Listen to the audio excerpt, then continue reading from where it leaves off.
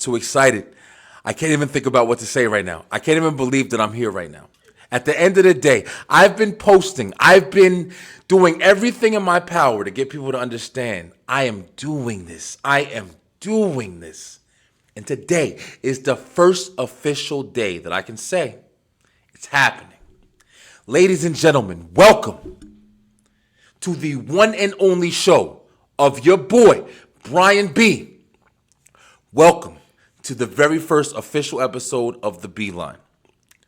I've been waiting for this for so long, and for people who've watched my introduction video to explain all of the process and everything that this has been about, man, thank you so much for all the feedback that I've gotten back from all the viewers so far, the people that are hopefully soon to be fans, or just people that want to keep in touch and respect the dude for following his dreams. It feels amazing. It feels so good just to be here. The beginning is always the most exciting part because it's so much anticipation. It's so much like expectance. You literally are starting from nothing and building something, and it feels amazing. But today, people, it is the first episode of The Beeline, baby. We are here in the Beeline Studios. I am, for those who don't know, for those who haven't been following, for the ones that have been questioning, what do I need in my life? It's this, people. I am your man, Brian B., host of The Beeline. Join with me today, a face that you will also be getting used to as you are a new viewer to this web show. She is pretty much the person that's, stuck by me through all of this process. She's helping me through everything. She's big on the technical side of this situation, helping me get the cameras and everything situated. That's why we call her IT Tiff. IT Tiff. And she's here with me. She's going to be in the back. She's going to be helping us discuss some things, kind of giving, more of a woman's point of view on topics and things like that. We're going to talk about a lot of interesting things together. And I hope you guys are ready. This is what it's been built to. We got a lot of things to talk about today, guys. This is the very first episode. I'm so excited. How do you feel, Tiff? It was a long time coming. It's been a really long time coming, man. We've been talking about this for a long time. Like I said, if you guys watched the introduction video, I'm sorry. I'm trying to not repeat too much of the things that I've talked about already. But you know what? At the end of the day, people got to understand, this has been something that I've been dreaming about for a long time. I've wanted my own platform to build whatever I wanted to talk about, my perspective on the world and everything like that, and different topics and different situations. And I'm finally doing it. I've finally been able to free myself from the grasps of just, this is your necessity. This is what you have to be doing. Nah, man. At times you got to take back your own shit and do what you want to do. Do what you want to do, even if it isn't beneficial, even if it isn't guaranteed. Do what you want to do, and that's what I'm doing. So nonsense with that. We're done with all of that. We get into the bottom line today, people. This is the first of hopefully many. Definitely many, not hopefully. I'm going to keep doing this. I don't care. If I don't get anywhere from it, I don't get anywhere from it. You better keep going with this, actually. I am definitely going to keep going with this. We're going to drive this to the ground. All of this hype, all of this. We definitely have to, because you know what, at the end of the day, what do you got to lose? Sometimes I think people need to be a little bit more realistic with how they look at things, because at the same time, it's like you always want to go into things and think that everything is just going to be like, I'm going to be the captain, I'm going to be the boss, I'm going to be the CEO, I'm going to own the company one day. But at the end of the day, it's like if you do something and you just have that mentality of like, I'm doing this. I'm going to wake up every time, I'm going to make a commitment, I'm going to stick to it, and I'm doing this. Just that alone is enough to get you further than any other situation you may put yourself into. So if you venture out and do something, let's say weight loss. That's going to be one of the topics I definitely want to hit on today. Weight loss. Weight loss is a huge commitment. Like, you have to do so much. And looking at B, your boy Brian B. Yeah, I fell off, but it's okay. I got plans for the comeback. But I mean, weight loss, to get yourself in a healthy condition or a healthy shape, for whatever the case may be. Maybe you want to do it for health reasons. Maybe you want to do it for physical appearance. Maybe you want to do it just because it's something to do. I mean, shit, is that too hard to understand that sometimes people just want to do something because it's just something to do? You don't always need like a glorified reason to be like, oh, damn, I have to do this because if I don't, I'm going to die tomorrow. Nah, man, sometimes it's just simply like, you know what, I'm really not doing too much with my life right now. I'm really not doing anything insignificant. Like, I can just work out better. I could just, instead of eating 5 cheeseburgers, maybe I'll eat 3 cheeseburgers and 2 salads. You know, it's small changes that you can choose to commit to that really build up, everlasting change in your life. So, with this right here, I want to make this my small commitment. I want to make this my big commitment. I want to make this the thing that I do that I can look back 100 episodes from the number one that I'm starting today and say, you know what? I did that shit. I started it. I began it. It was great. I didn't know where it was going to go. But you know what? No matter what, I'm here now. 100, 1,000, 1,000,000. And I'm going to do that with you guys, people. I want you guys to understand that we are going to ride this train till the wheels fall off and we in the dirt. And we're going to get out the dirt, come back, and start it again. Keep going. Let's go, baby. I'm excited. You excited? I'm excited, yeah. I'm really happy that we're doing this. It really feels good. But, like we said, honestly, I kind of feel like I'm cheating a little bit because if you think about it, we really couldn't pick the better time to talk about shit that's going on because, 2020. It's almost like you have an endless supply of things you can just pick from. I touched on it a little bit in the introduction video, but we're literally, this year, like you just said, 2020 has began us in. Let's see, where do we start? Let's run it down for people real quick. Maybe people have kind of lost track a little bit. From the top. From the top. Let's see. At the top, the first thing I can remember that brought us into this year was Australia. Let's say Australia. Australia began the year with fire, burning. Australia was literally on fire. So if Australia's on fire, the wildlife, they were coming in. Billions of dead wildlife. Billions. In its own. Destroyed everything. Let's just say that literally that was the only thing that happened. And that was the thing that needed the most thought put to it. And you're sitting there thinking to yourself like, damn, people in Australia woke up this morning and, something happened and, there's a fire in the forest. When you get news, you don't get it and it's like, immediately you know how serious the severity of the situation is. It's a fire. And you watch the news, and you're like, oh, it's a fire. Damn, hopefully they put it out. Firemen, that's what firemen are for, whatever. Then all of a sudden you hear the next day, and I'm like, damn, it's still a fire. And then it's like the next day, damn, it's still a fire. And then all of a sudden you're like, holy shit. The whole, continent is on fire. Yeah. And then you get the stories later and you find out like it's devastating news. Like, man, Jesus, billions of wildlife or species estimated, at that or whatever. But at the same time, it's probably got to be off some significance type of evidence. Like billions of wildlife is lost because of just wildfires. Like that shit that shit alone. You've forgotten because we've been through a pandemic. We've been through everything we're going through currently. You've forgotten just how crazy alone that is. There's just so many things that have happened after that point that it's hard to remember every single thing. Yeah. Especially from where it began. Yeah. When you talked about where it began, I was like, well, coronavirus, China. Yeah. That alone. That's where I was heading. But. Alone. Alone. That's probably the most, for especially, well, I guess for the world. You can't even really say America. For the world. The coronavirus came in and completely flipped everybody's life upside down. Literally trapped people in their homes. Like, who the hell would have ever thought that, anytime, especially Americans, man, like we live in America, land of the free, they say all that shit or whatever. But at the end of the day, for the most part, we wake up, we go to work, you take a vacation when you want, you do whatever you can support yourself doing. You don't have a lot of restrictions. You want to, people have the exaggerated shit or whatever. But for the most part, if you're really being honest with yourself, you don't have that many restrictions, man. You can wake up, go to the store when you want to eat a cake. You don't got to hunt for your food. We ain't hunters, gatherers. We hunting grocery store shit. Like, yeah. What are you hunting? You know what I mean? You wake up every day, you got freedom. You got freedom in this country. And then it's like one day something happens and, people get on the news and they're saying like, yeah, something happened and you can't do what you think you used to be able to do. You can't go to the store when you want to just, get a soda. Like now you have to wear a mask. Now you have to be careful because you don't know. Just by going to work, you can kill your whole family. That's devastating. And some people were forced to still work. Yeah, I'm one of them. Even if they were uncomfortable with it or... Literally. And they couldn't work from home. So yeah. Very tough situation for everybody. Yeah. You're caught between a rock and a hard place. At the same time, it's like you wanna live the life where it's like, oh, something's happening like this. I don't have to go to work today. I don't got to work. I don't got to do anything. But then it's like, after you do that, that week goes by. Let's say you didn't go to work. You didn't get a check. You didn't get paid. So now you're living with the fact of like, holy shit. Maybe I jumped the gun. Maybe I didn't, put all my ducks in a line. Maybe I completely misused, the fact that, yeah, it's a devastating virus, but it's also devastating not have food to feed my family. So now we're broke. Now we haven't paid rent this month.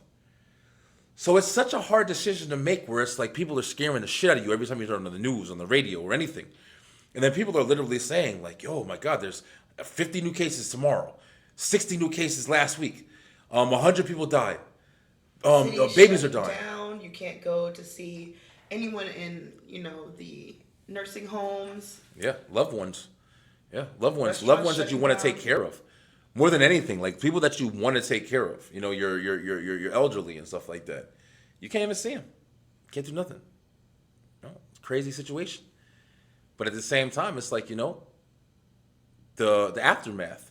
The aftermath of not going to work. The aftermath of not having a job anymore. Or the small businesses closing down. Yeah. The aftermath of that effect of not being able to receive revenue for that period of time. Economic structure.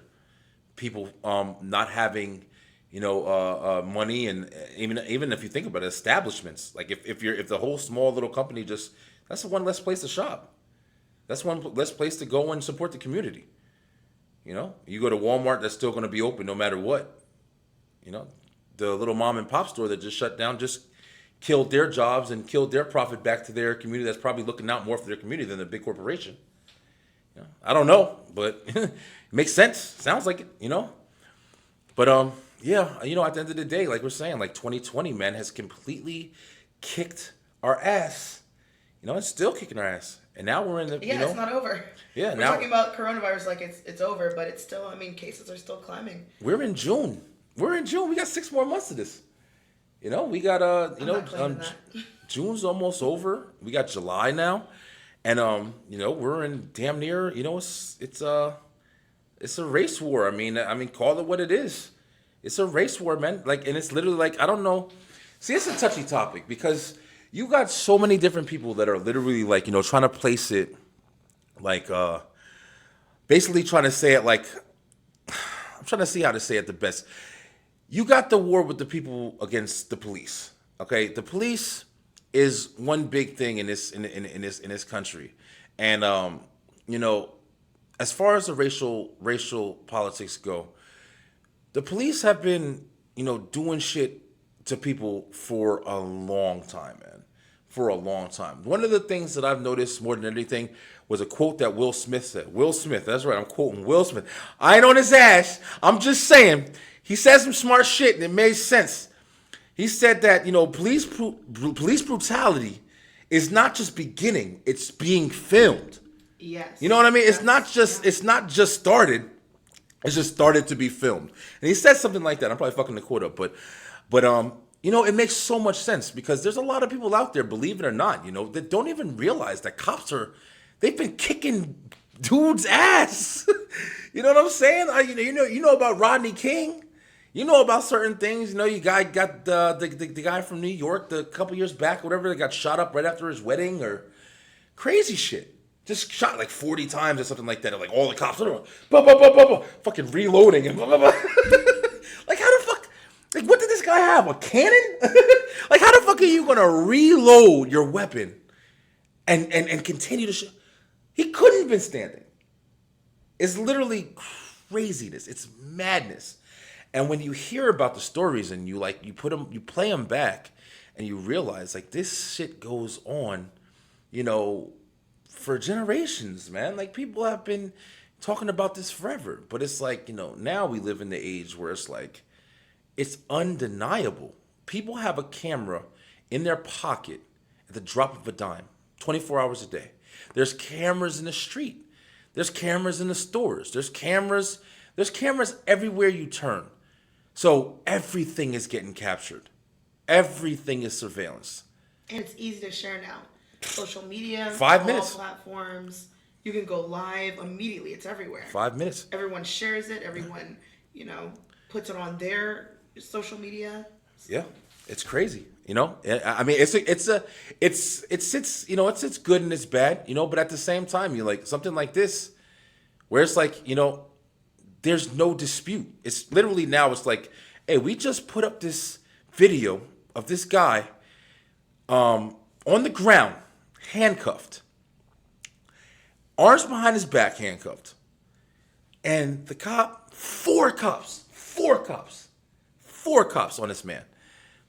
And his knee is just in his neck, and not just in his neck, but holding him, body weight, holding him to the concrete ground in his neck. There's nothing you can say.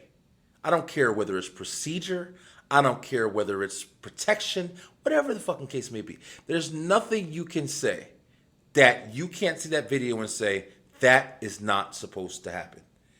And that's the thing, man. Shit like that has been happening forever. I wish I had more evidence of, different times and, stuff like that just to put the nail on it. But I mean, that's the reason why that, many black families teach their kids, okay, if you get stopped by the police, you do this. Every black kid that you talk to, black adult knows, okay, sirens on, let me do this, let me move slowly, I've seen some crazy videos where other people have done crazy, violent things to the cops, and they haven't been treated the same way at all. Yeah, so very true. I mean, I don't know anybody black who hasn't been taught that, and there's a reason for that. It's because things like this is very common. It's true. And I mean, and you bring up a good point, because it's like literally, like I remember, just being in school, even school, literally, the cops would come there and they talk to us about, the different things that well, at least where I'm from, they used to come to the school, and they have the detectives, and they come to school and talk to us about the difference between the gangs and what to look for if you meet anybody that's in a gang or a violent person or things like that. We used to have conversations like that. And it was, I guess, not scary for us, because it was literally just kind of what we were used to, right. Which sounds horrible, but I mean, just being honest, coming and explaining what, teardrop means, or if you see somebody with that, that's what happens. And, thinking back on it now, being an adult and, understanding it completely, is how much of that is being done in, the suburban, towns and stuff like that. I was about to say, I mean, I never had any cops come to my school and tell me that. They just said, don't do drugs. Yeah, the brown suit. At least they taught you something. Barnaby Jones, Matlock. And that's not to say that all cops are, brutally violent towards people or unjust. But there are definite cases that stick out, unfortunately. People always remember the bad way before they remember anything good. I mean, at the end of the day, certain situations, you have to. You have to. If you drive in your car and you at night and you a black man, and I'm saying black man because I want people to understand, I don't got nothing to do. I mean, I don't want to get too deep on this topic, but just being honest, Black Lives Matter. Of course, Black Lives Matter. We got the Black Lives Matter movement. I think that it's a freaking crucial thing that we need for our community right now. But it does not mean not all lives matter. That is the stupidest kind of freaking, thought process we have to put to something that doesn't matter, yo. We're trying to speak for ourselves in our situation that's been going down. Black people are standing up and they're saying, we fucking matter. I don't care about all lives and blah, blah, blah, and whatever's politically correct. We're stating that, we're getting killed and we're fucking tired of it. So that's Black Lives Matter, man, and that's what people are running with right now. You can sit there and dispute whatever the hell you want to dispute, but at the end of the day, that's how we are coming off in this situation. But when I say as a black man, you driving down the street, and, whatever you're doing, there's a lot of times you make mistakes. There's a lot of times you do silly things. I remember one time I was driving with my high beams on by accident. I didn't know how to turn them off. It was a new car. I had no idea. That, a lot of times when you hotwire a car, your high beams may stay on. So the cops, I guess, they're cops. They know that, especially ones who've been on the force for a while. Right. And they'll see the high beams on. They'll wonder why they're on, especially if you're driving through the city or something like that. And they'll know that, oh, shit, well, maybe he did that. Bam, suspicion. There's a lot of people who don't even know why you are under suspicion. There's a lot of different reasons and stuff like that behind why a cop may say, yo, I got to go check this guy out real quick. Something don't seem right. Something's fishy. And you sitting in your car like, I ain't doing shit. You know what I'm saying? I'm not doing anything. I'm just driving. I forgot to turn my high beams off, but I'm just driving. Yo, at the end of the day, if that man has been, a police officer for 7 years, and in 7 years, he's had 13 different cases of people who have hot-wired a car, and the high beams were left on. Because when you hot-wire the car, the wires cross or whatever, and the high beams stay on. That's his suspicion. You don't get it, but you're not supposed to get it. You're a fucking cop. You know what I mean? You have to be reasonable. You feel me? But at the same time, I'm saying all that, not to get too off topic, but I mean, as a black man, you driving down the street, man, you have more reason to believe at this point. I'm sorry. I don't know if it sounds opinionated. I don't know if it sounds kind of selfish, but you have more reason to believe that anything that you do at this point, you're going to get hit with something that maybe the next man wouldn't get hit with. I'm sorry. Tag light. You getting questioned. You getting pulled out the car. You getting searched. You getting this. You getting that. You getting backup call. You getting pulled up with the gun on the hip. Hey, how you doing? Hey, how you doing? I don't know how the fuck you doing. That's why I got my gun on my hip right now. I don't know what you got going on. Oh, what's that smell, sir? Oh, sorry, I got some McDonald's. McDonald's smell like weed, sir. It's fucking McDonald's. It's a burger. You want some? You feel me? Like. The next man ain't getting that, man. The next man ain't getting that. I'm sorry, bro. I've had my own experiences. But at the same time, it's like, there's no disrespect to the police, man, to the law enforcement, because I know they all not like that. It's a couple dirty pieces of shit that kill it for everybody, man. And, that situation happened, and that's like the most, current situation that we are going through. Not to say anything, leave anything out, but forget, this is an election year. We're supposed to get a new person running this madhouse right now at the end of this year. Could be the same person. Same person. Yeah, it could be the same person, really. Like it's potentially a new person running this madhouse. And if it is a new person, let's be honest. He's dirt old. Jesus in his yearbook old. It's like where's the savior, man? Where's the savior? What's really going to come from all of this, man? But you can't not talk about it. You're kind of ignorant if you don't want to talk about it. Some people don't want to, dive too much into the current situation because you're living it. I think it makes them more, not necessarily ignorant, but times right now are very hard. So It's easy to get stressed out. It's easy to get overwhelmed. There's so much information. There's not even just coronavirus out there. Everybody's worried about so many other things. The coronavirus has shut down certain businesses for childcare, for schools, for so many things. So a lot of people, and then the race war that's happening right on our front porches, the police brutality that we're seeing during the protests and things. All of these things are just overwhelming. Seeing all the videos, just consuming all of that information, consuming all of that video footage gets overwhelming. Sometimes you have to disconnect. You have to just stay away from it. And it seems like you're being ignorant, but honestly, part of it could just be you're really trying to pull it together. There's a lot of stuff thrown in your face. I definitely understand that. I mean, you can only take so much drama, yo. You can only take so much. A lot of people say that's the reasons why they have all those shows where, a lot of times people want to forget their own drama by, diving into other people's drama. That's why they love those shows like, the Real Housewives and, every 5 minutes they on there fighting about some other different shit. I don't know. I've never watched not one of them, but I mean, you see the commercials come on TV and every I've never seen a show where every commercial there's a damn fight with somebody doing something. I don't know what the fuck the fight's about, but every show is a fight. And it's like people love them because, you get to see somebody else's life and see somebody else going through crap. And you're like, you get to forget about your own shit. It makes sense. But, I don't want to stay on it too long, but, you can't ignore it. It's the very first episode of our show that we're doing Coming here. In strong with all of the hottest topics that are very controversial for everybody. Honestly. First show, Honestly. You got to be real. I mean, you ain't going to sit here Let's talk about the most controversial topics we can possibly talk about. Cops killing people with their damn knee on their neck, sitting there looking. You know, one of the craziest things too. You know, I haven't really heard too many people talk about this, but I'm not a psychologist. I'm not an expert. I'm nowhere near any of that. I'm not a doctor. But one of the craziest things about that video, man, that nobody's really saying shit about, yo, and it could be completely an opinion. But if you watch that video and you watch the interaction that the guy, the dude that he wasn't taping it. It was another person taping it. It was a girl taping it, I think it was. But the black guy that was speaking to the officer, the officer, the Chinese officer. I'm not sure. I'm sorry if he's not Chinese. I just think Asian. I think it's better.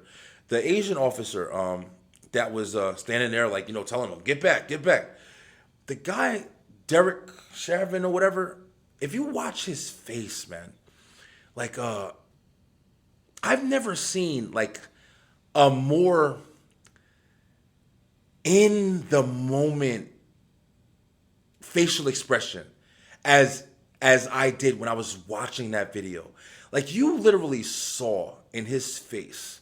You know, that guy was saying so much. Like in any other situation, there's any kind of seepage of realism where it's like, holy shit, maybe I am doing something. Holy shit, maybe this guy is dying. Holy shit, maybe this is happening. Maybe this is too much. There was no feeling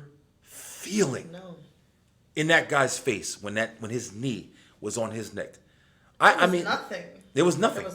The only thing that I saw, and like I said, I'm not a doctor, I'm not shit, but the only thing that I saw was pure, let me see how far I can go. Like literally, let me see how far this goes. It's on his neck. Is he dead yet? Is he gone? Is he breathing? Even when he looked up, if you pay attention, if you ever watch, anybody who wants to watch the video again, just pay attention to it. Just pay attention to it. Pay attention to how he looks when he's. Sorry about that, but yo, what can I say? This is the first episode, people. You gotta let some shit slide, all right? But you know, we had a little technical difficulty there, but that's what we got IT Tiff here for, and we gonna jump right back into it. So like I was saying, you know, at the same time, you know, old boy had his knee on my man's neck, man. And literally, you saw in his face that there was nothing, man. There was no remorse. There was no anything. It almost looked like satisfaction. The way that guy, that cop, killed my man on the street, man, for having fake 20s or buying fucking. A counterfeit 20. Come on, bro. Come on. Like he killed his mother or some shit. Fake 20s, buying gum and shit, cigarettes. Is what it is, man. It's fucking crazy. But that's why you got the riots, man. You got people burning down Wendy's. You know what I'm saying? Here's another topic that, you know, kind of bugged me out, and this is, you know, more recent. Here's something that's really crazy to me too, man. Like this is, you know, one of the newest things. You know, we talked about it a little bit before, but it's like the thing with the Confederate flag. The Confederate flag, yo. I'm from New Jersey. Okay, you know, I'm currently in Georgia. This is where I've been for the last 10 years, and Georgia's cool, man. It's a lot more laid back than where I'm from in New Jersey. You know, I'm, you know, used to New York City. I used to live right by New York City, right over the bridge, you know, be in Manhattan, Times Square. You know, it's live, yo. It's nothing but live. There's nothing out, well, not now. Now it's like she can go there, go camping on the streets, there ain't shit going on. But I'm used to like, you know, mixture. I'm used to culture. I'm used to difference. You know, and I came down to Georgia, and you know, I found out that there's a lot of, different people that are from a lot of different places and things like that. But you get to some of these places in Georgia, man, and you ain't trying to see no ropes in the stores. It's that bad. You don't want to see no sheets. You don't want to see no ropes. You know what I mean? Like they still act like that. It's like we got to get captured and shit. Like we running. But you know, one big thing that you see down here is the Confederate flag. And I'll be honest, when I was in Jersey, I really didn't even really understand what that shit meant. Looking at it from the outside, you know, I never had to think about it. You know, you had racism, you was always racism, but as open racism, Going to the store, Confederate flag on your car, racism? That shit don't exist, man. Not where I'm from. But now, you looking at it and you see, driving down, you see it on, people's windows. People got it literally hanging off the back of their truck, just flapping in the wind. American flag right next to it, both flapping away. And you're looking at that shit and then you say, well, what the hell is that? I know what the American flag is, but what's that other flag right there? And you go to Google in your pocket. You don't even gotta go to a library and get encyclopedias. Not anymore. In your pocket. What's that? No. 5-second information. If you don't already know what it is. If you don't already know what it is, But somebody who doesn't know what it is, like me, and you look it up and you're like, damn, that's what it's from? There's literally no foundation for the Confederate flag besides, the damn war where, the slaves were freed. I really don't understand. War, so. Say it again? They lost that war, so. Oh yeah, exactly. That's what I'm saying. But it's like literally, what is the point to hold on to that piece of history? Because it's history? Are you kidding me? That's one thing about places that my stepmom taught me is the history of that place, even though now it's the present time, it's modern, all the people that were there before in history, their generations have lived on till now. So the same morals and values are being passed down, the same outlooks, the same views. I mean, I was in Mississippi for a short time and I was in a small little town and most of the people were white. And I didn't understand the history until I looked it up. But racism, that was probably the most racism I felt in my entire life. Where literally just walking down the street, people are looking at you crazy, especially if you're walking by someone who's white. And I'm not even fully black, and I'm getting that same type of racism. Yeah, it's like anything different. Oh my gosh, you're so brave. Yeah. For walking down a street with a white guy. It's bananas. Okay. It's bananas, But yeah, I mean, the history of a place really will show you what the people there are a lot like now. It's really scary too, because like I said, a lot of people who were born, you hear about it, in the South and stuff like that or whatever, and you know where the South comes from, and the Bible Belt and stuff like that. The South was one of the, was pretty much like the most dominant when it came to like the slave movement and everything, and the North, they had their partakes in it, but the South is really what was known for, and then they had the war, and they lost the war, like she said, and that flag was ran on the side of the people who was fighting to keep the slaves, man. Yo, you were fighting to keep black people oppressed. You was fighting to keep black people as fucking workers, man. That's it. So if you have that flag confidently swinging in the wind of your truck in 2020, you're telling me it's because it's culture? I'm lost, bro. I'm lost. And you want to know what's crazy? The story that came out today, I don't know what the hell happened or whatever, but they had, the NASCAR. NASCAR, now, let me speak freely. Look, this is the beeline. Like I've told you in the introduction episode, I am unfiltered. Okay? I'm a regular dude. I don't got no damn... Better or worse? Hey, I don't got nothing that's holding me back. Yo, I'm just being real. Yo, NASCAR, I'm just saying. It's predominantly Caucasian watched. That's the best way I can say it. You feel me? Like, that's definitely an opinion, but I'm just saying, if you research it, I'm pretty sure I'll be hitting the nail on the head there. But there was a guy. What's his name, babe? Bubba. It's Bubba. Bubba something. I don't follow NASCAR myself. I don't. Let's look it up real quick. Make sure we got the information right. But his name was Bubba something, and I'm pretty sure he was a black NASCAR driver. And what they're saying is Bubba Wallace. Bubba Wallace. That's right. That's what his name was. And was he African American? Black guy. But what they're saying is they found a noose in his garage, or some crazy. A noose in his garage, like a warning. Like, what the fuck? Who's waking up? Who's waking up and saying, okay, you know what, today? They took my damn flag. I'm gonna find the blackest person I can. Who's getting out of bed? Who's getting out of bed with this plan? Who's going to sleep at night with a notebook by his nightstand? All right, so I'm going to tie the noose like this, and I'm going to find his house, and I'm going to drive there, GPS it. Got a Tesla. But they hung a noose in this man's house, man. They hung a noose. And of course, the speculation is because the NASCAR just, they said, hey, to hell with this flag. To hell with this flag. What does it stand for? There's a lot of people asking themselves probably just that question. What the hell is this even for? It came from this. It was never anything else.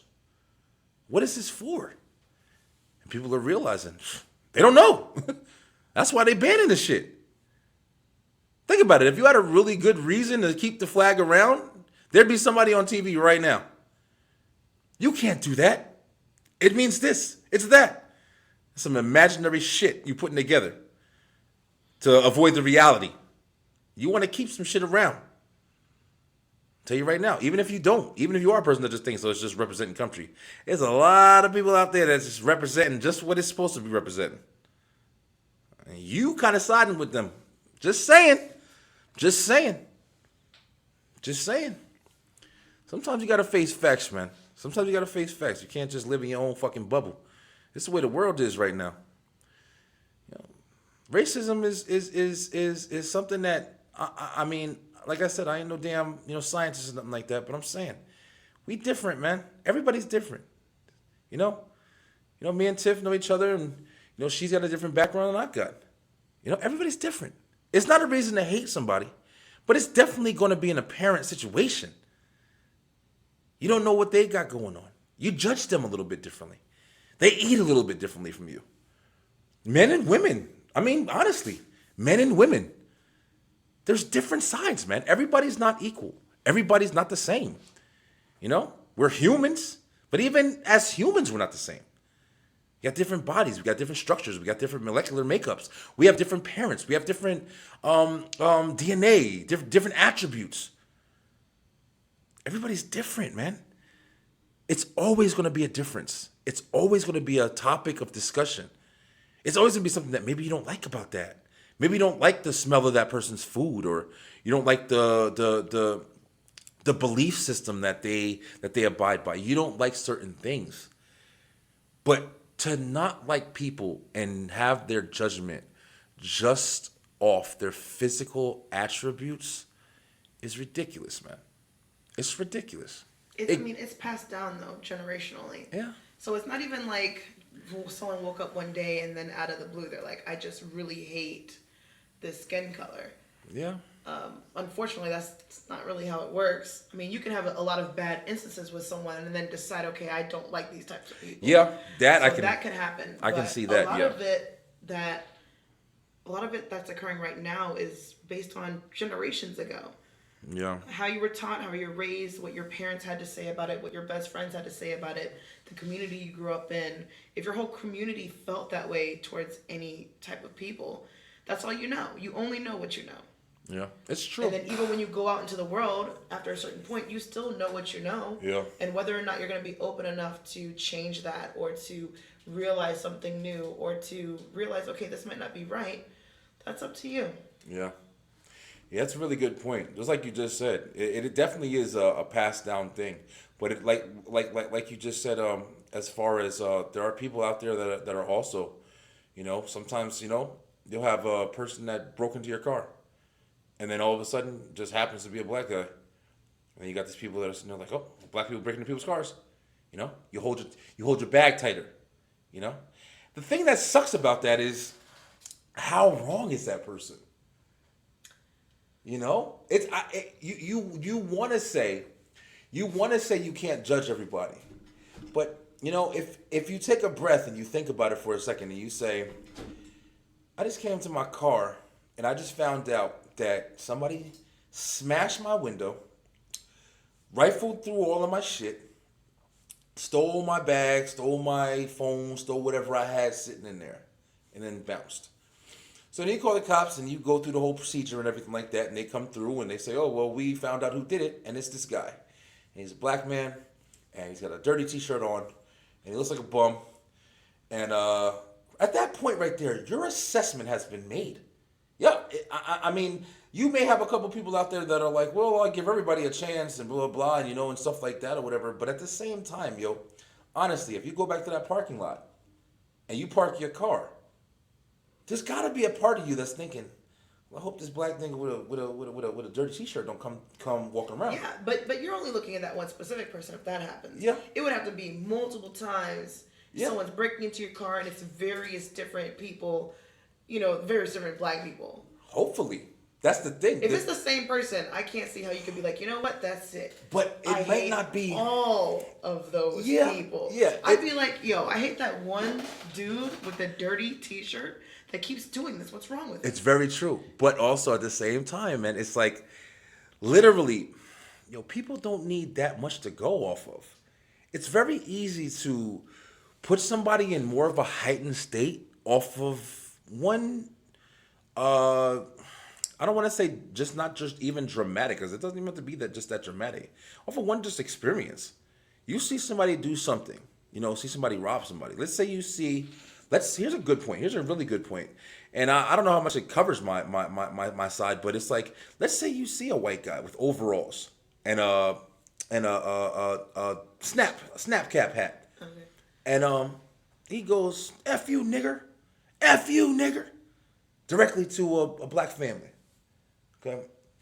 In your head, if you've never seen that before, that's the character of somebody who's doing that. That's the person that's been put together like overalls, white man, snap hat, F you, nigger. When you think of somebody saying F you, nigger, that's your character that you're picturing. Yeah, but I'm only thinking about that one dude still. Yeah.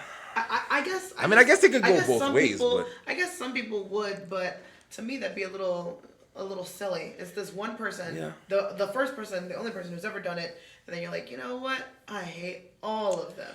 Yeah, but you're a rational thinker too at the same time. Yeah, I mean, playing devil's advocate, like you kind of really have to, just out of the comparison factor alone, it's literally like, I guess a group of them, and then they start saying it. That would make you feel more like that. Yeah, it depends on a lot of things, like how you were raised. If you were raised around a lot of people like that, and then there's one of them that says that, then you'll know, okay, well, it's just that guy.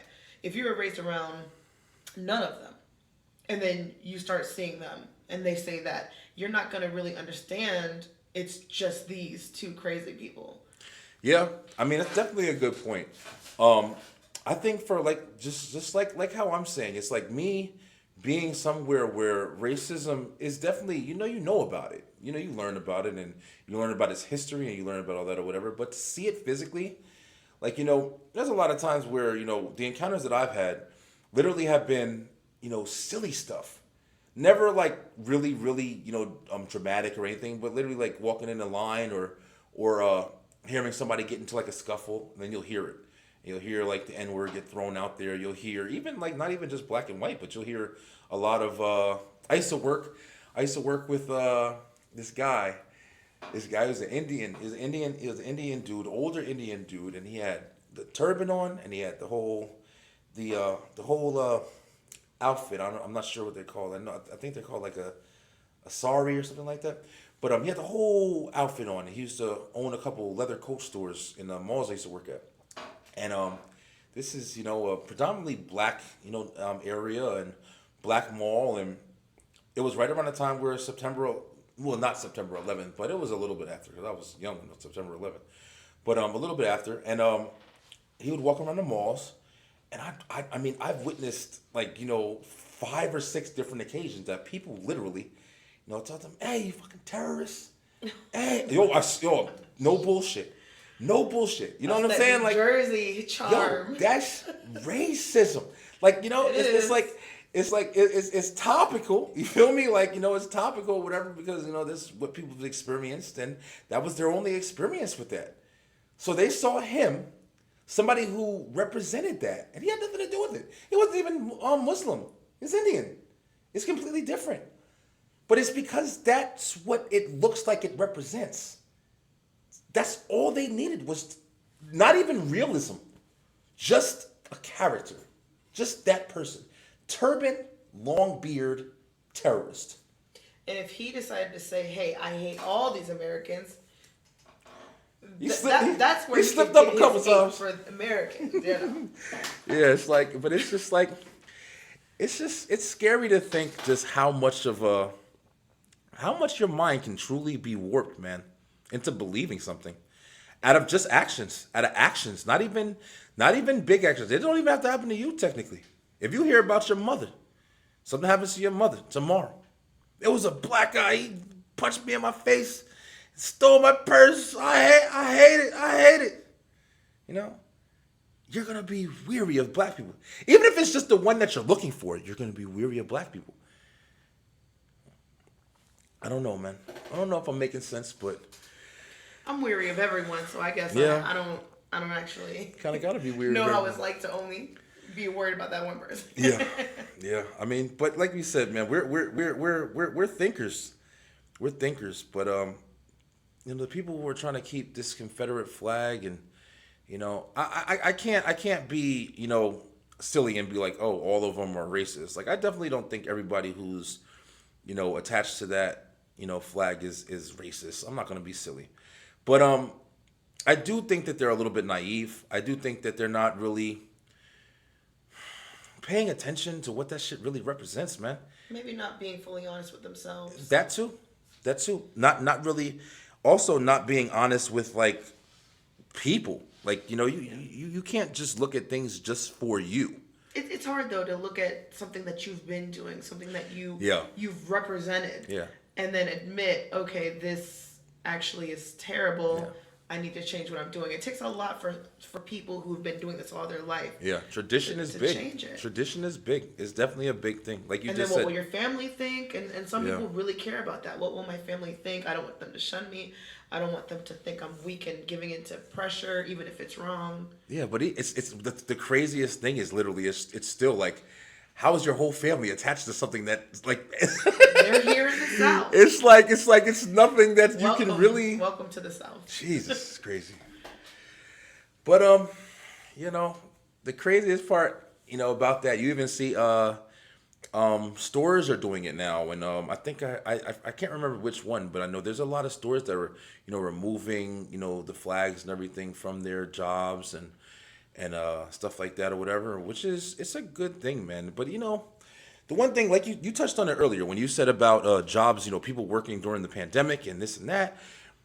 It's such a crazy thing, man, because I'm going through this whole process right now because I'm trying to go a different way in my life. Like, I'm trying to find something else that I want to do. Like, I think everybody's goal, if they could make an option for themselves, everybody's goal is literally, I would love to get paid doing something that I want to do. I would love to wake up every morning, get a nice handful of money, doing something that I enjoy, doing something that takes up damn near, I don't know the percentage, but I mean damn near most. It's gotta be most. It's gotta be at least the important years, most of your life doing to provide, to live, to eat. Most people retire in their 50s, 60s. Yeah, you're old. You're forgotten about at that point. Wow. Your shit don't even. I mean, be real. You start getting written out of history. You start getting written out of history, man. For the most part. I mean, you might got a couple people that invented some shit that's living forever. But for the most part, man, that age, you chilling, you retired. You sitting back, you ain't really contributed. You did your contribution. But, you're going to work every single day doing some shit, that, a lot of times people don't want to do, man. I'm one of them. I ain't going to lie. I'm not trying to, generalize, but I'm definitely one of them. I go to work every day and do what I got to do. But I've been trying to, take my own thing back, even if I'm not going to get paid for it. You have to start somewhere. But the one thing with these jobs, man, it's like, you have to work. You have to work. Yeah. You have to go make money. You have to. Or just inherit lots of money. Oh, yeah, of course. How we would all love to live. Just sit back and just wait until somebody died. Get a sugar daddy, Oh my God. Yo, people doing it. Fans, baby. People doing it. Yo, now you get on Instagram and if you look good enough, there's people going to the gym right now. They in the gym right now, working on their bodies so they can post 6 pictures tomorrow and get paid hundreds of dollars. That's their hustle, man. That's your hustle. That's your hustle. But I mean, most people, don't got that luxury. Most people got to get up, hit that alarm clock, take a shower, grab some breakfast maybe real quick, and hit the road, and put in that 8 to 12 or whatever the case may be. Who works 8 to 12?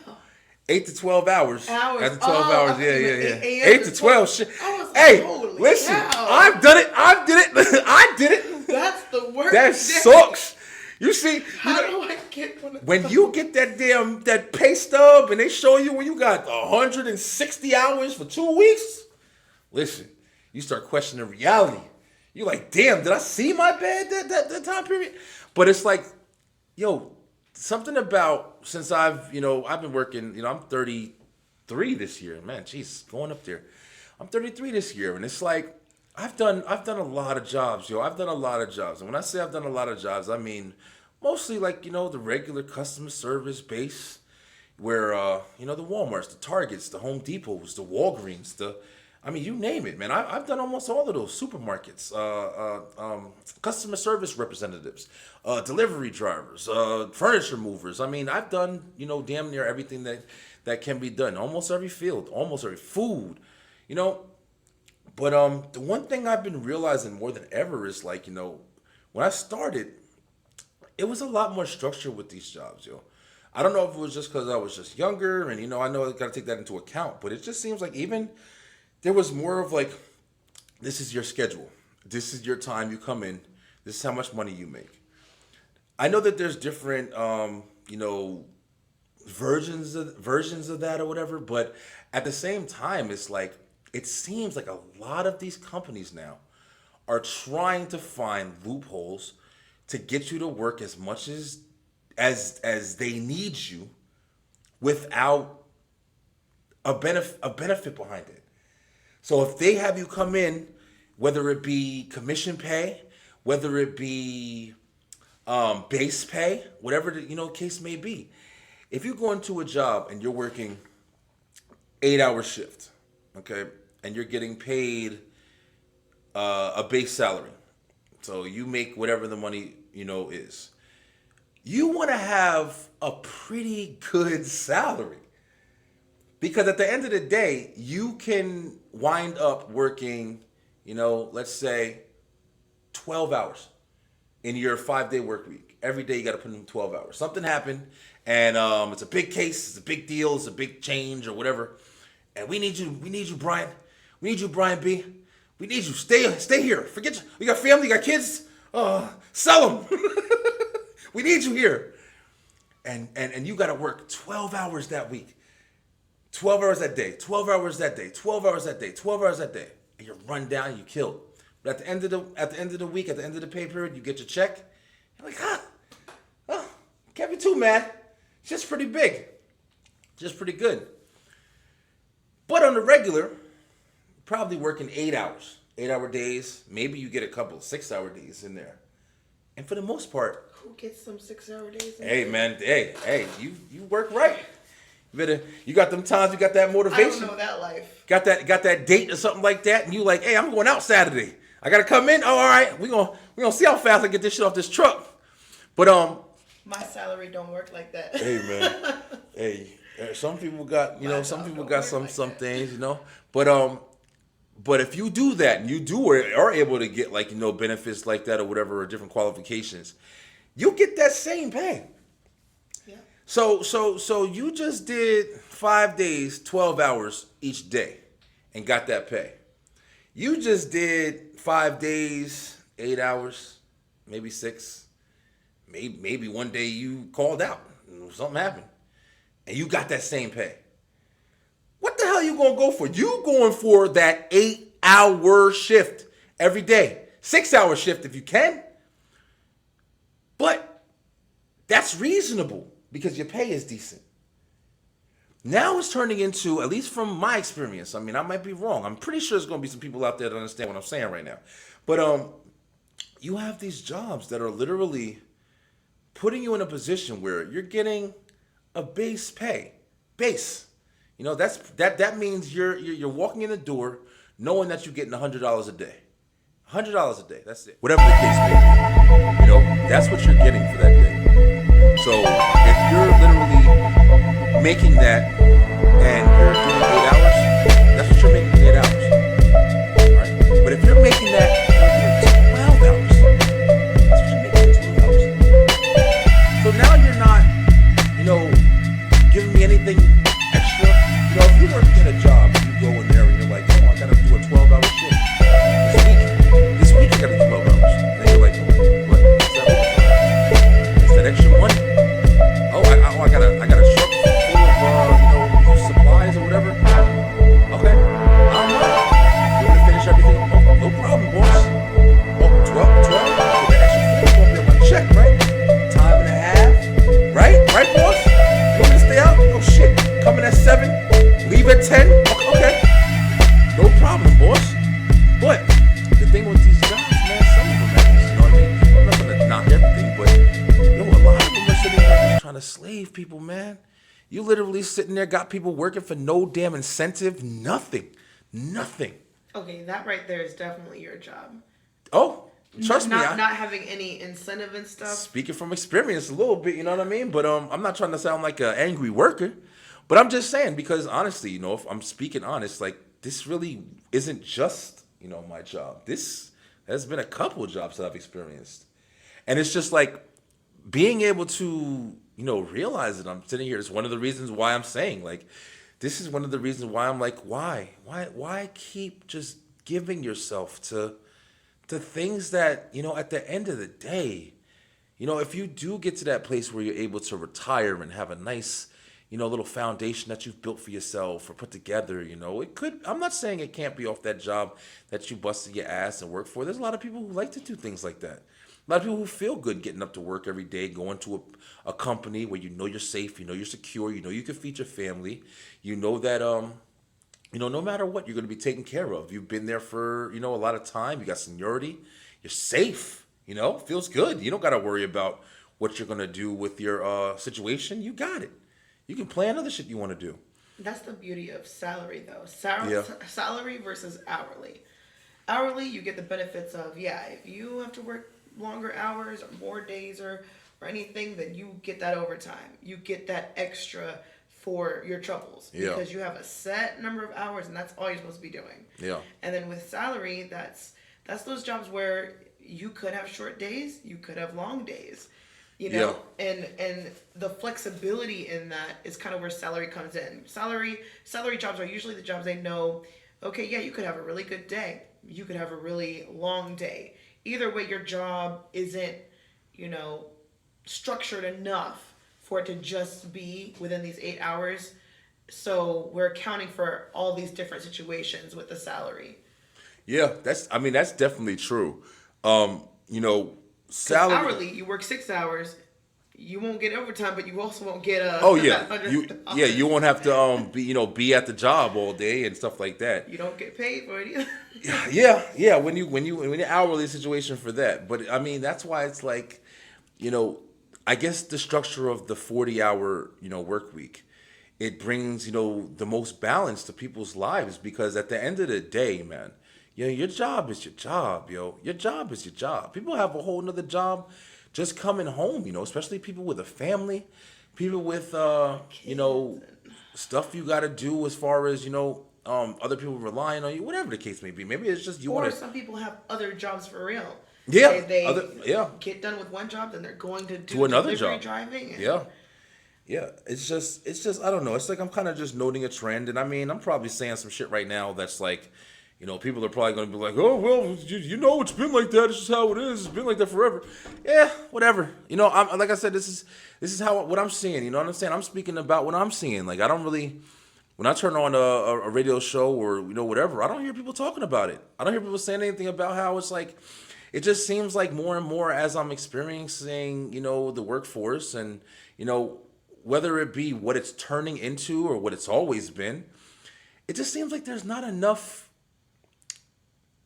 What's the best there's not enough put into looking at the fact that people have to also live a life, yo. That work-life balance. Yeah, work life. Exactly. Thank you. Like the work life. You got your work life and you got your real life. And I was hearing, it was a while ago, but there was like a article about how, I don't know if it was a country or something like that. I don't know if somebody was doing it or if they were talking about it.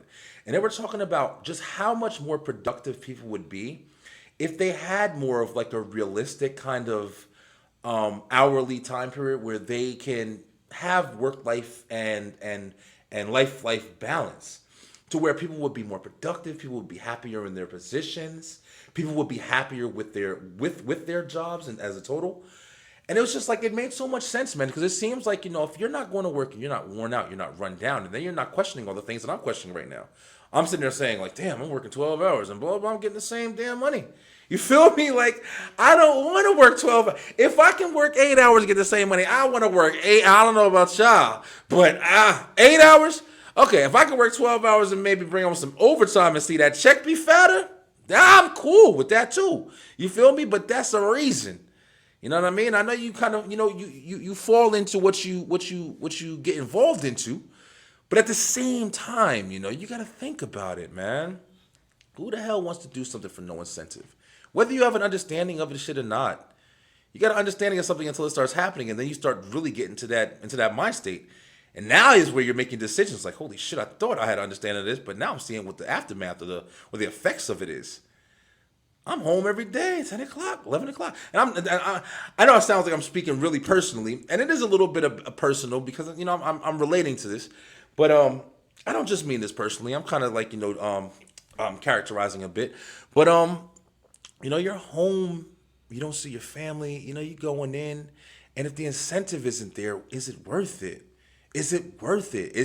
It's worth it because you have a check that you can get groceries with. It's worth it because you can pay your rent. It's worth it because you can pay your car note. You know what I mean? But at the end of the day, literally, I'm saying this because this shit is like a realization that I had. You got kids, whatever. If you got kids, daycare, you might as well just move in that shit. Because you paying rent there, all right? You paying rent to have people watch your kids. It is like that. I cannot believe that, literally, if you think about it, daycare, for some people are paying daycare just so they can go to work. And what I mean by that is, you're getting your check to give to daycare so you can go to work. Because a lot of times, if you're working at Target, if you're working at Walmart, if you're working at Home Depot, you may have a good position, but a lot of people are just cashiers. A lot of people are just working the floor. A lot of people getting $12 an hour.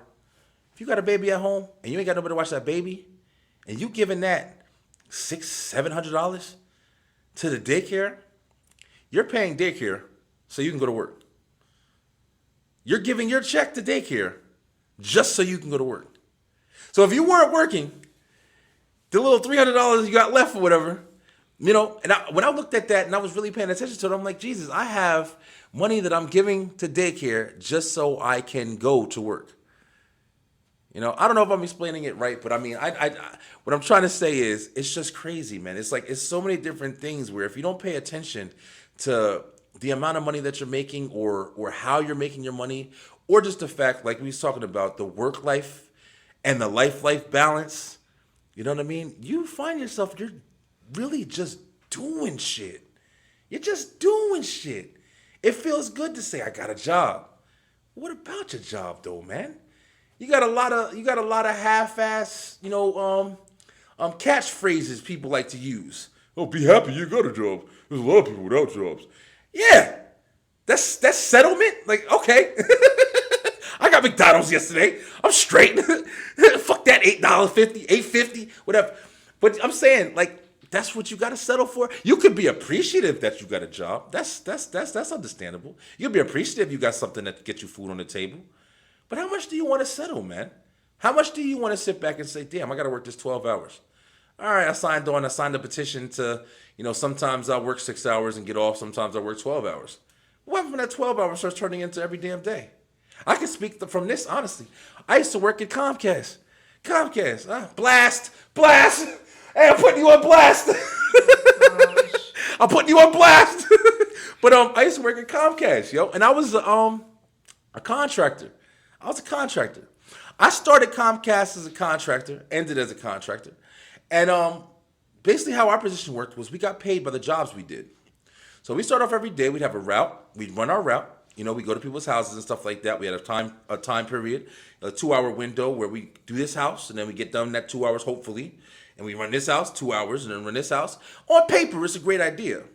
When I started, there was a lot of things that we had to do. It was easy. You got into a rhythm. You put it together, and then you ran through your route. And before you know it, you got comfortable, and you started making money. It was pretty decent. But within 4 months, right after you get comfortable, something changes. Something new happens.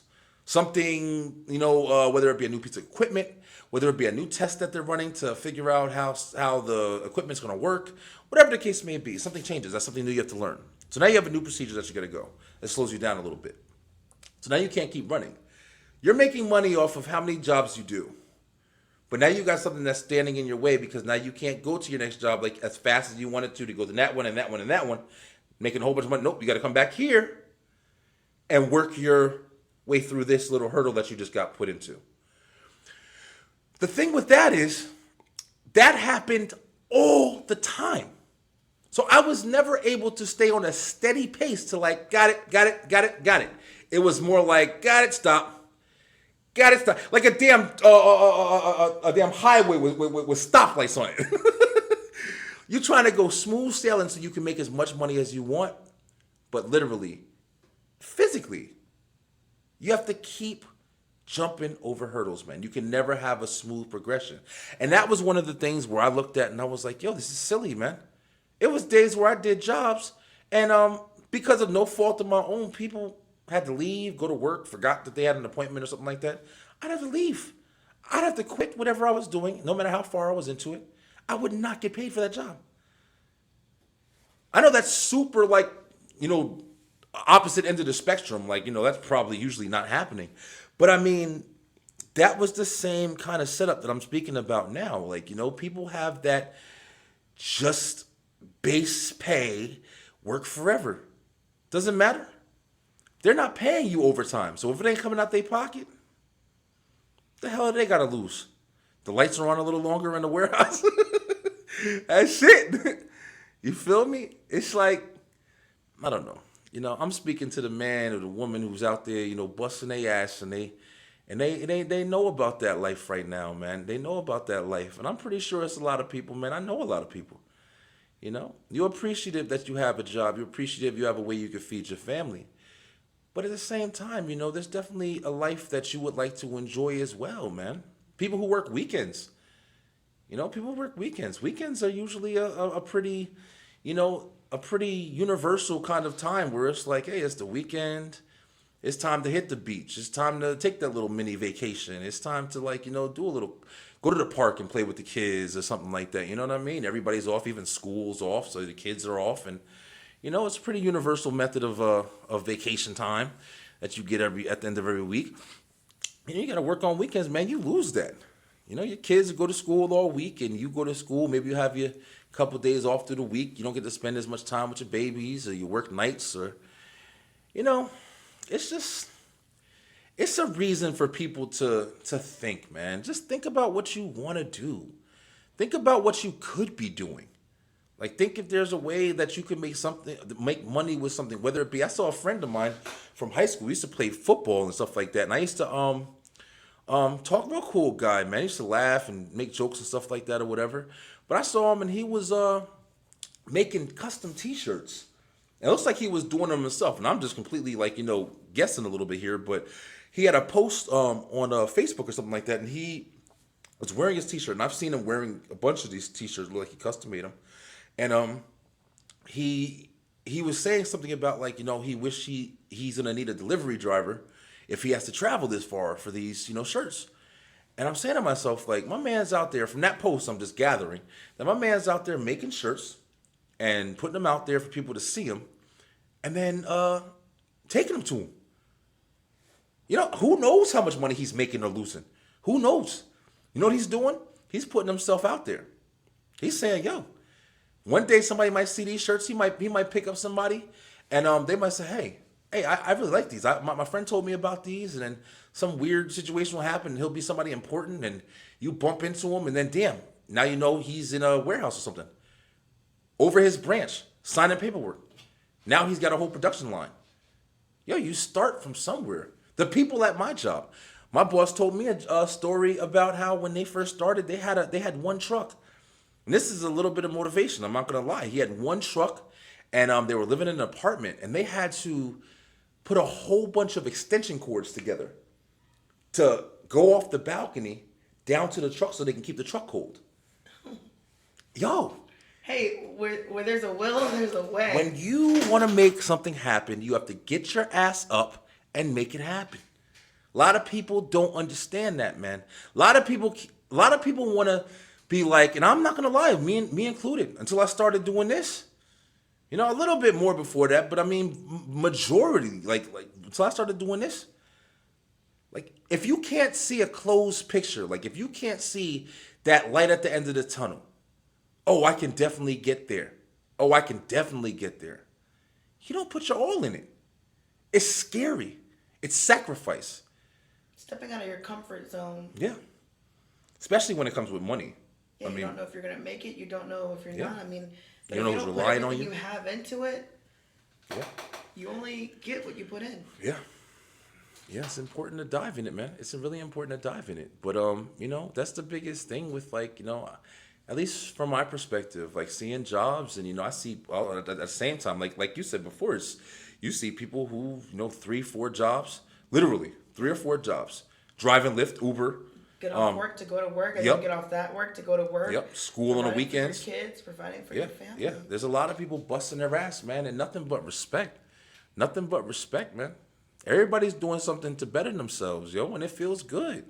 It feels good. It also feels good doing something for yourself, doing something that you want to do. You know, you never know what's going to be your career move, even if it's a hobby. There's people that make money playing video games. You know what I'm saying? Like, who the hell would have ever thought that after all of the talk, oh, you'll never get anywhere playing video games. I remember my parents saying it all the time. Yeah, but that's the older generation. Yeah, hey. The older generation's not over there watching Twitch streams. Yeah, that's true. But think about it. I mean, we're not that older. And I mean, my parents used to say it. I mean, they don't, like you're saying now, like, you know, kids growing up 18 or 17, 16, you know, probably, you know, the moms buy all that computer equipment. That shit costs $3,000, $4,000, whatever, like crazy, you know, Twitch, you know, accounts and all that stuff. Them moms buying that shit, they probably like, yep, stay home, Billy. Don't go to school, don't do anything, just play the game forever. Probably making more money than she is and shit. But it's really crazy, man, when you really think about just how much people can do what they want to do now more than ever and get paid for it. Why it's so not easy take a risk? Share now. Yeah. I mean, back in the day when computers were just coming out, the internet was just coming out. I mean, in order to start your business and get the word across, you had to do other things. You couldn't share it as easily, as openly. The internet with is people definitely across the world. Yeah. Over, like, in an instant. The internet is definitely like one of the biggest branching points of everything at this point. I mean, you know, like we were talking about earlier with the, you know, police brutality. Like, you got people just standing, there's cameras everywhere, and as soon as you get done watching something, it's up. You know, only reason you guys are listening to me talk right now is because of the internet. You know, there's no reason for you to listen to me. I'm nobody. I'm Brian B. Damn it. But I'm just saying, like, at the end of the day, I ain't famous. You know, I'm a dude with a regular job, and I just got a big ass mouth, and, you know, I think it could take me somewhere. That's me. But I mean, at the same time, it's just, you know, I got a camera, I got a microphone, and you got the option to listen to me. It's crazy. You didn't have that shit 10 years ago. Well, maybe 10 years ago. I keep forgetting my age, man. But about 20 years true. ago. Every time you think about something, you're like, 10 years ago, it wasn't like this. Yeah, you don't really remember it. You know what I mean? It's like, wait a minute, how old am I? Okay. Yeah. You forget. People question you. You know what the funniest shit is? When you ask somebody and somebody asks you for your phone number, and you're literally like, what the fuck is my phone number? You don't I call don't yourself. have them problems. You don't I call know yourself. my number. Somebody asked me for my phone number one time. I forgot I had a phone. All right, listen, you don't call yourself. I don't remember that shit. I remember my numbers because if I get kidnapped and I escape, Oh God, I have to know what these numbers are. Jesus, you planning for the craziness. But You can't call anybody if you don't know what listen. I seem crazy right now. Everyone's like, you could just look at your phone. Okay, well, lose your phone and be stuck stranded somewhere. Yeah, and then you Be gotta in call. a crowd of people, lose your phone somewhere, and realize you have to call somebody to come get you. You gotta call John. Not know a number if you want to. Come pick you up and hope that he can make it. Try to find a payphone. I saw a damn a post for a payphone, and there was just a shadow of that motherfucker. That was a ghost of the payphone. It was the sun, wherever the sun landed on it and basted the backboard of it. But literally, yeah. But yo, anything you put your mind to, man, anything you put your mind to, you can get done at this point. Especially now, take a risk. Stop letting these jobs. I mean, it's 2020. Life. I mean, the world's ending. Oh God, here we go. You might as well put everything on the line now. Yeah, hey, I guess that's one way to look at it. What better time is there than in a time where everything is falling apart? What do you have to lose now? What do you gotta lose? You know? Don't worry about what the world's thinking. They're not thinking about you. All right. If it's a fire, it's a tornado, or alien, whatever the hell comes. What you gotta do while everything else is going on. Yeah. Hey, yo, speaking of aliens, listen, I know that, I've talked about, this is a new show. So I'm definitely I'm super excited. And I'm talking to, a whole different bunch of topics and stuff like that. But one thing I am really excited about is the QOD. Now, for guys who don't know, this is the first show. Anybody following me from today on, the QOD is something that I've came up with when I started the show, before I started doing the show. And it's called the question of the day. And basically, I'm just putting out a random question, man. Any question that I can think of for the day, for the topic, whatever the case may be. It may just be something stupid, like, how's your day? You know what I mean? It could be anything. But the question of the day is an opportunity that I'm putting out for everybody to kind of, put a little thought into their day, put a little thought into their life, or put a little thought. Take a second and think about it. Take a second and think about what I'm saying, or take a second and think about if whatever the topic is, if you have an opinion about it, or if you have a thought about it, it may open you up to a different perspective or a mind state that maybe you don't have to think about on the regular. Maybe you need that. Maybe you need that little bit of, freedom to say, oh, damn, pandemic, brutality, war, fire. I need like, Jesus, think about something else. Tell me something else. But that's one of the main reasons why I wanted to do the QOD, man, and just get a lot of different perspectives from people. And one of the ones that I did put up recently was I asked, how many people believe in aliens? And I know that's kind of like an older picture at this point. Like, I kind of feel like the internet has been down the alien road. You know what I mean? Like, for a while, you've had a lot of people that's come out. You've had a lot of shows, whether it be the alien or the ghost or the paranormal, whatever the case may be. That's something that's been talked about for forever. Yeah, it's been talked about for a long time. But whatever the case may be, like, that stuff is still really interesting to me, man. It's something that I think is also, during a lot of this new, stuff that we have to look at and stuff that's constantly being thrown in our face. It's a lot of shit that's being slid up under the door with a lot of new stuff that's coming out too. Because if you pay attention to a lot of information, I posted something the other day where they were doing some kind of research where they basically found another planet or something like that. Pull it up on my page, babe. See if I think it's on the Beeline page.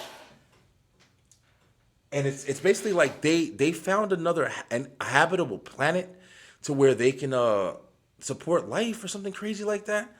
And I'm saying to myself, like, yo, if that's real, if that's like a real story or something that's really out there, how is that like not more heard of? How is more people like don't have that on the news? Or is it really like people just don't care? Like is everything? That's the thing.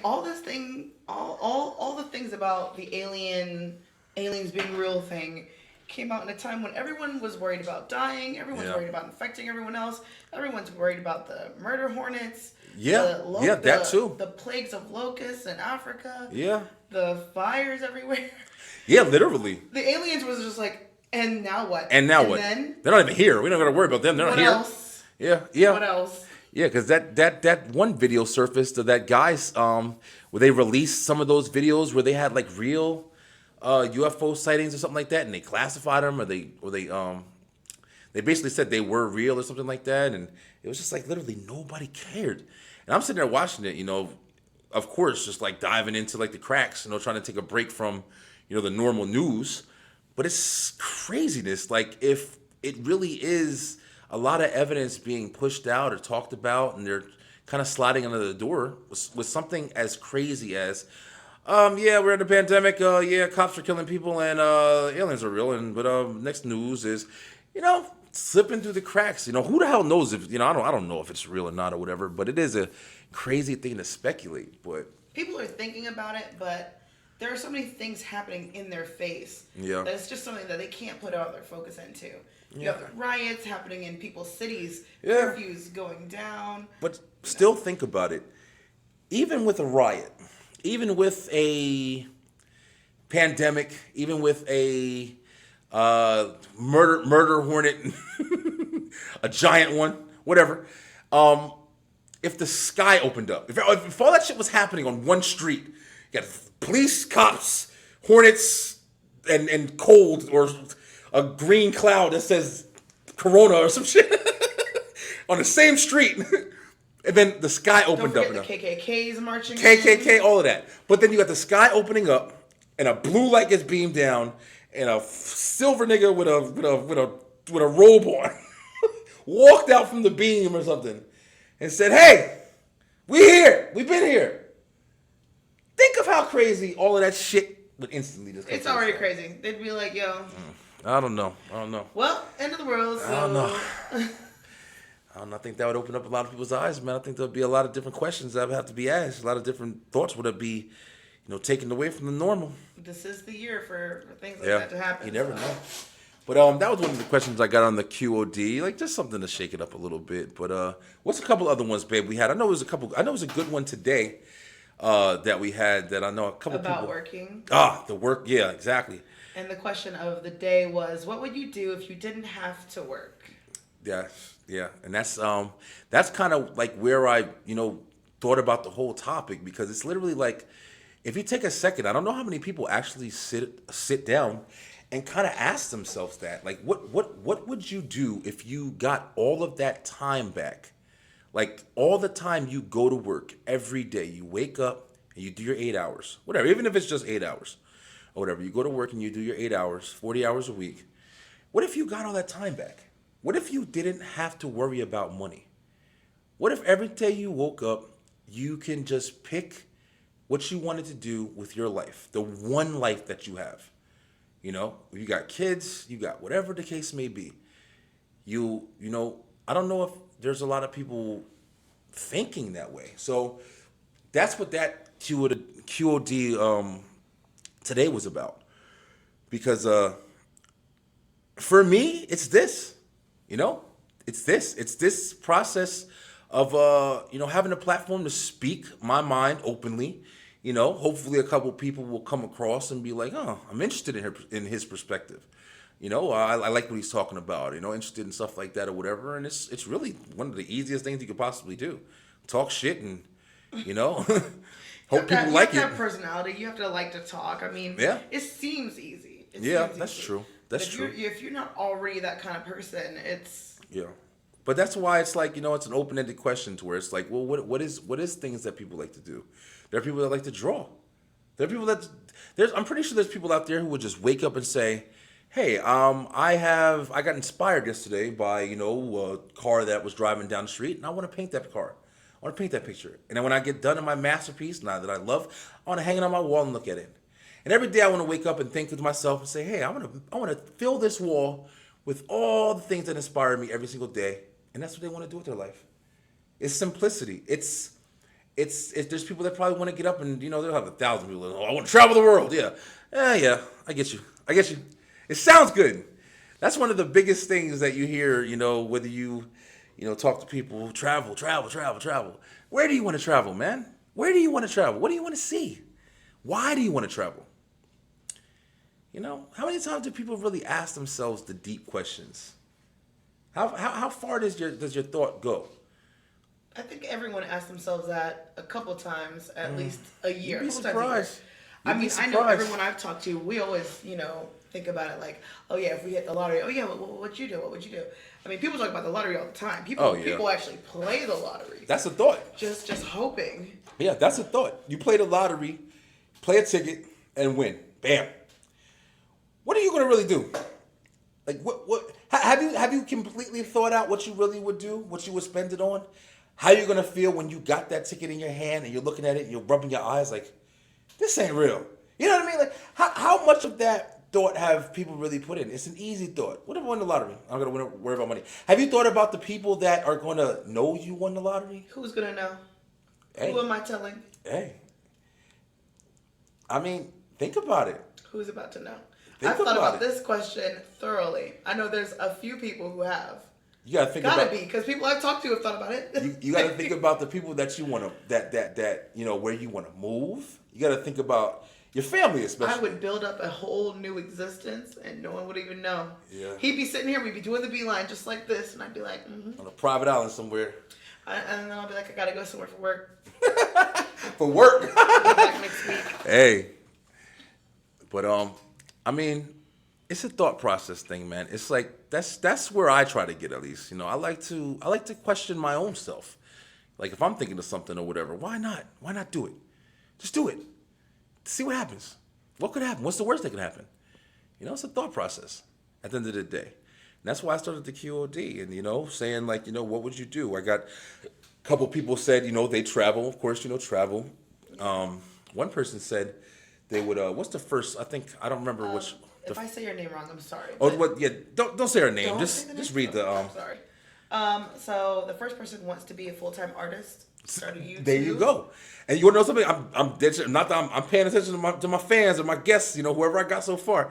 But I didn't Let remember us know that if was. you want us to actually say your names or not. Yeah. Let us know in the comments Maybe and you stuff don't like that. want to be called Yeah, out. I don't want to call nobody out. And their boss You hears know, it. and then travel is definitely the next thing. You know, Yeah. go to Peru, travel. Yeah. So I think everyone thinks about it at least once, like whether they're at their job thinking about it, whether they're having a conversation about the lottery. You know, you pass the billboards. There's 10 million in the pot right now. Yeah. And I mean, I think a lot of people think about it, more people than you think. You want to know something though? Think about the people that love their job though.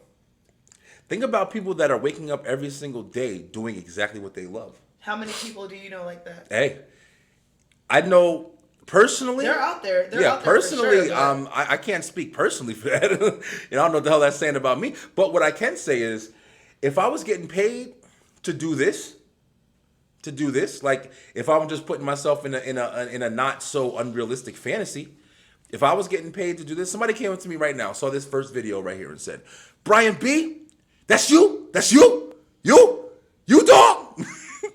It was like, yo, listen, bro, we're gonna give you $50 million for the next 3 years, and all you gotta do is keep doing this shit every day. Yo, I'll be able to crack a dawn, my coffee, in my underwear, and just making videos in my in my drawers. Listen, 50 mil. They'd be like, you know what? Sorry, we're not gonna. Wrong person. Sorry, we're gonna. But I'm just saying, like, realistically, I'd be happy. I'd be happy. I believe that. You know, you want as much. I think that was another one. I think somebody else said that.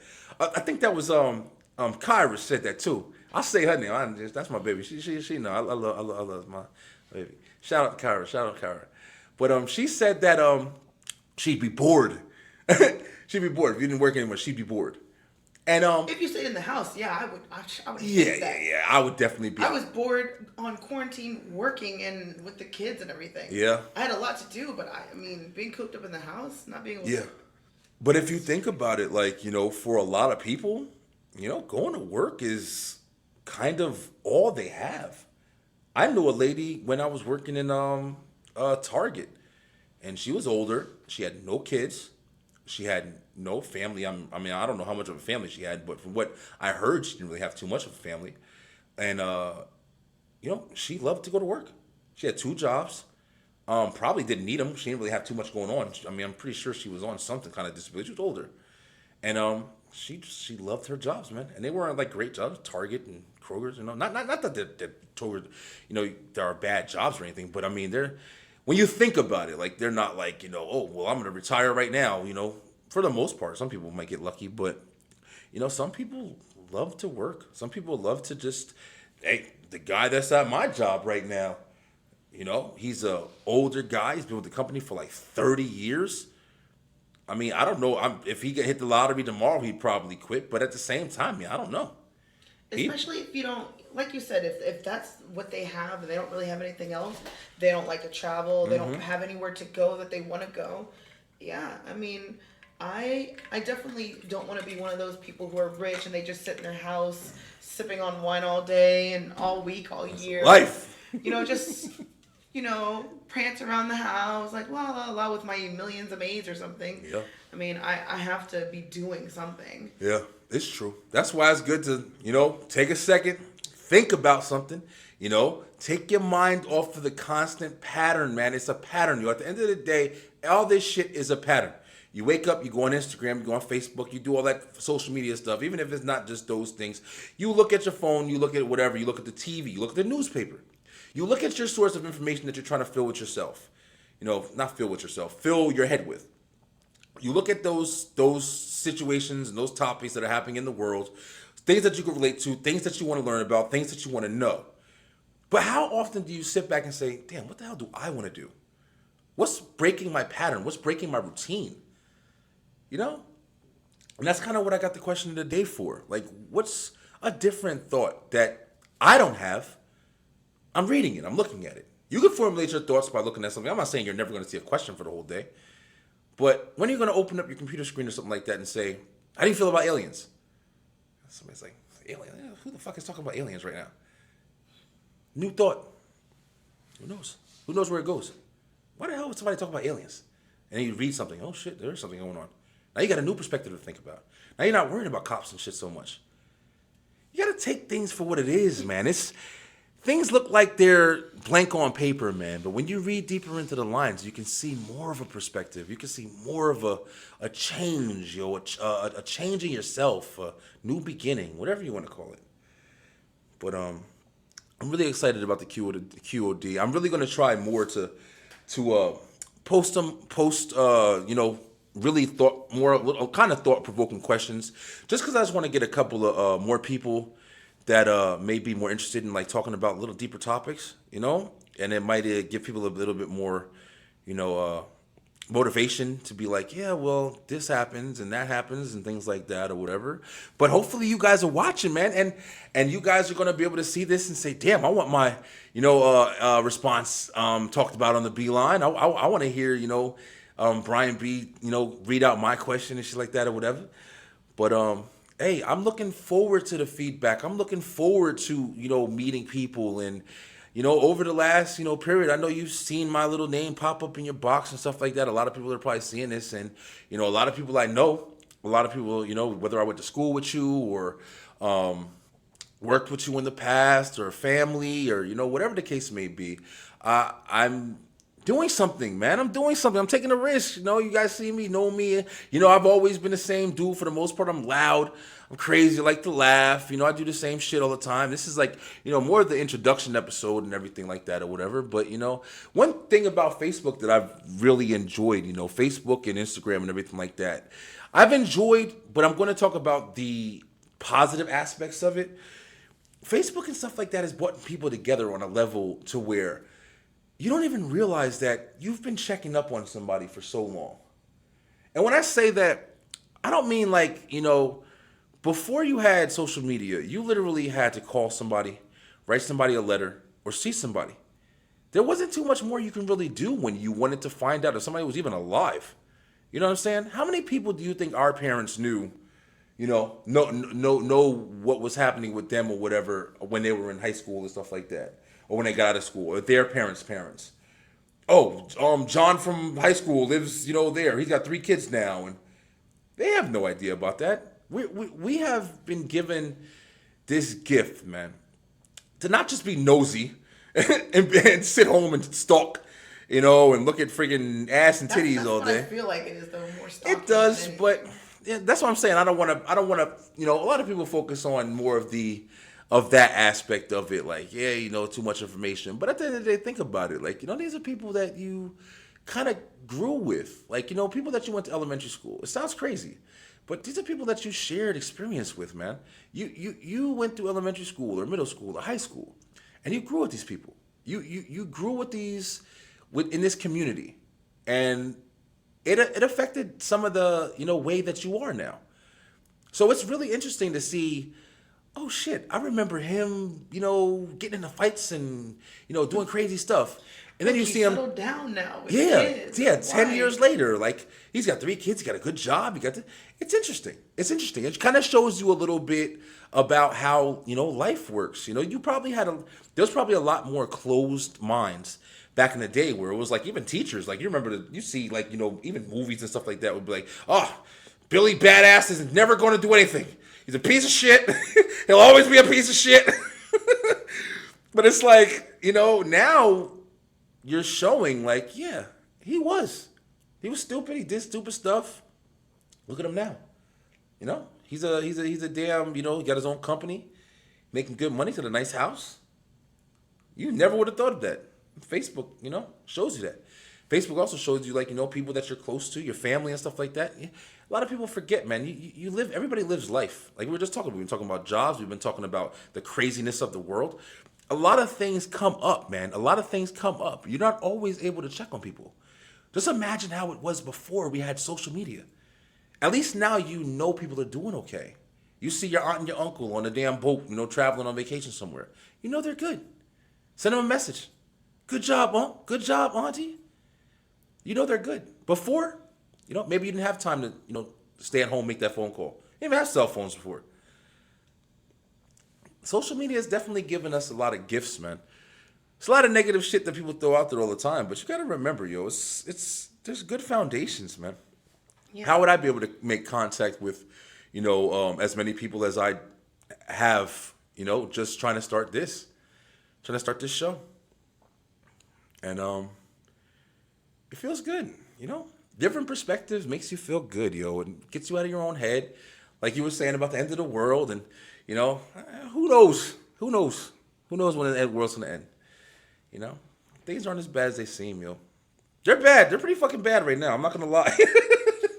But we're gonna have a lot of fun, man. It's gonna have a lot of fun. I think we had a pretty successful first show here. I actually really enjoyed it.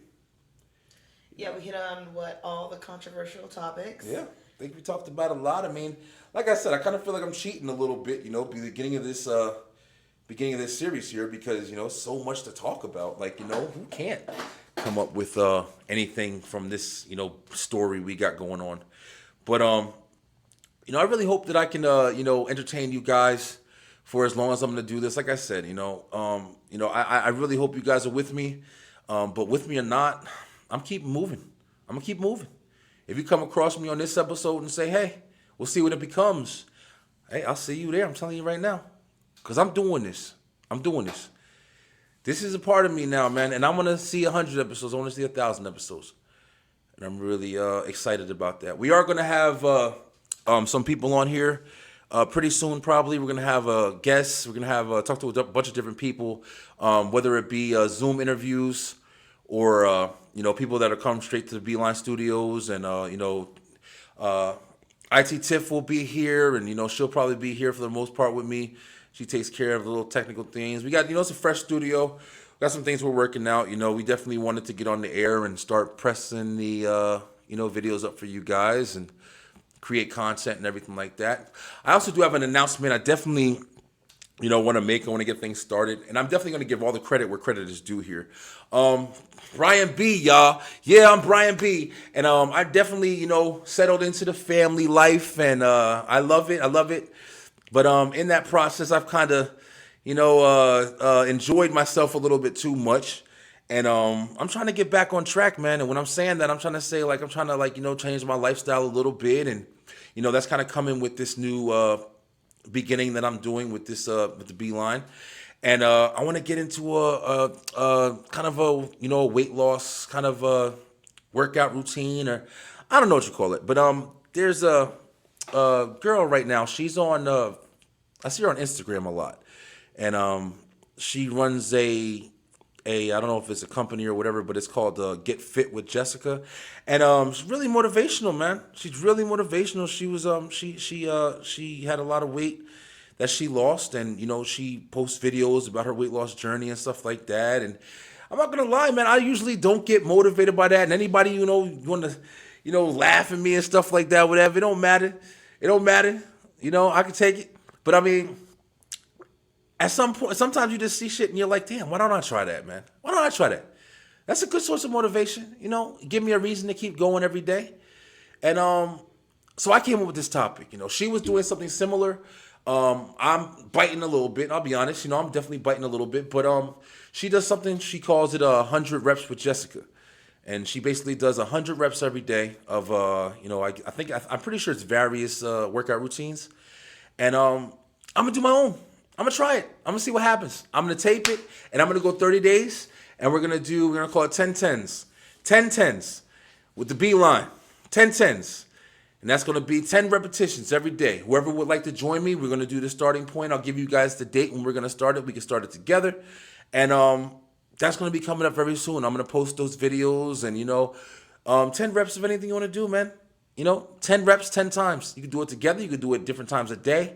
You can tape it. You could upload it. You could do whatever. You can upload it to the Beeline page and show me that you're joining me with the process. But why not? A little montage. Hey, why not? Why not? You know what I mean? Like it's a good thing. Let's make this about change. Let's make this about something good. Forget all the bad stuff that we're hearing every day. The world's still here. While it's still here, let's make something of it. Sounds good to me. Look at you. But I've really enjoyed this, guys, and we're going to be doing this Tuesday and Thursday. You'll be seeing us hopefully on 7 o'clock, 7 p.m. Eastern time. We also wanted to let you know, got it written up here, make sure you guys understand you can follow me. Anybody that want to know how you can get in contact with me, at the Beeline, at the Beeline. Simple as that. The number is 88 in back of it. And that's my Instagram page. And you can also catch me on Facebook.com at the Beeline. So Facebook.com. And if you type in the Beeline in the search bar, the Beeline 88. That'll get you to my page. That's where I'm going to have these videos uploaded. But we are in the process of doing the YouTube channel too. Yeah. So we're going to get all these uploaded to YouTube. And then we'll have our daily, weekly episodes running in numerical order, and you guys can check them out, man. We're gonna be here for a while, so if you enjoyed it, stay tuned. I'm telling you, it's more to come. Yeah, grow with us. Grow with us. Tiffy T, Tiffy T, Auntie Tiffy T, Auntie Tiffy T. Give me the tea. Cuts. Oh, we are in Georgia. Give me the sweet tea. That's how they say it in Georgia. I have no idea. Y'all drink that non-sugar shit. I've never heard something called sweet tea be like non-tasting sugar shit. Hey, excuse you. The drink of the South is actually, the drink of the Black South is actually Kool-Aid. Really? Just so you know. Yo, Kool-Aid is the hood. I don't know where y'all from. Kool-Aid was the hood. I thought it was. I don't know what you're talking about. Anyway, listen, guys. I appreciate it. Your boy Brian B, the Beeline. We are official. Episode 1, baby. We coming at you. We coming at you. We're going to get a lot of things done together. But until next time in America. Got a little too excited there. But on the real, stay focused, stay positive, and stay true, baby. We out.